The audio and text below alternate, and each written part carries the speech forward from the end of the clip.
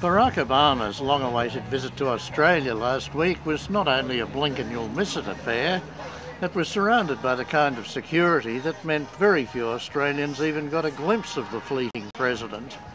And this is a pity, because Obama, for all his faults, is one of those generational, inspirational politicians who really deserve to get as wide publicity as possible, particularly in a country like Australia where politics is going through the doldrums. Obama, we're told, is in America seen as something of a failure. He has not been able to get his hopeful message through. He hasn't been able to translate it into legislation.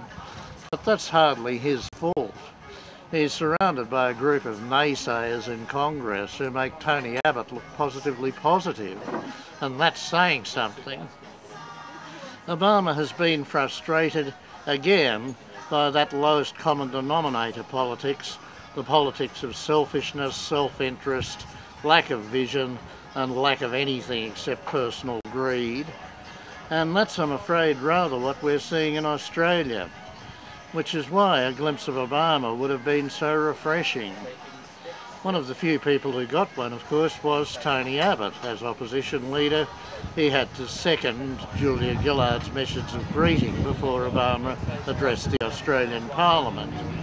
But Abbott showed exactly what's wrong with Australian politics. Instead of being effusive, celebrating the occasion, trying to talk of a broader agenda, Abbott used the occasion for a couple of cheap cracks at Julia Gillard, a bit of domestic political sneering, which he does so well and so constantly. Perhaps if he'd listened to Obama instead of his advisers for just once, he might have learned something, and so might the rest of us.